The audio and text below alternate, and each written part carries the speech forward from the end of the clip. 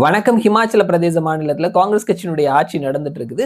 அங்க சமீபத்துல உள்ளாட்சி தேர்தல் நடந்திருக்குது. மே 17ஆம் தேதி 51 இடங்களுக்கான உள்ளாட்சி தேர்தல் நடந்திருக்குது. முனிசிபல் கார்ப்பரேஷன், முனிசிபல் கவுன்சில், நகர பஞ்சாயத்து அப்படின்னு சொல்லிட்டு மொத்தமா 51 இடங்களுக்கான தேர்தல் நடந்திருக்குது. ஸோ இதுல மாநகராட்சி ஒரு 4 இடங்களுக்கான தேர்தல் முடிவுகள் மே 31ஆம் தேதி வெளியிடுவோம் அப்படின்றத சொல்லியிருக்கிறாங்க. வாக்கு எண்ணிக்கை அன்னைக்கு தான் இருக்குது.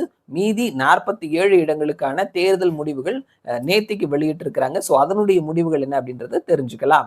நம்ம வார்டு வைஸ் பார்த்தோம் அப்படின்னா பிஜேபி 177 இடங்கள்லையும், காங்கிரஸ் 158 இடங்களையும், சுயேட்சைகள் மற்றும் மற்றவர்கள் 42 இடங்களையும் ஜெயிச்சிருக்கிறாங்க. சோ நம்ம 47 அந்த இடங்களுக்கான முடிவுகள் அப்படின்னு பார்த்தோம்னா, முனிசிபல் கவுன்சில் 25 இடங்கள் இருக்குது. பிஜேபி 18 இடத்துலையும், காங்கிரஸ் 7 இடத்துலையும் ஜெயிச்சிருக்கிறாங்க. நகர பஞ்சாயத்தை பொறுத்த மட்டும் 22 இடங்கள்ல பிஜேபி 12 இடத்துலையும், காங்கிரஸ் 9 இடங்கள்லையும் ஜெயிச்சிருக்கிறாங்க. ஸோ பிஜேபி பெருவாரியான இடங்கள்ல ஜெயிச்சிருக்கிறாங்க அப்படின்றத நம்ம கவனிக்க முடிகிறது. 4 மாநகராட்சிகளுக்கான தேர்தல் முடிவு மே 31ஆம் தேதி வாக்கு எண்ணிக்கை நடந்து அன்றைக்கு முடிவுகள் வெளியிடப்படும் அப்படின்றத சொல்லியிருக்கிறாங்க.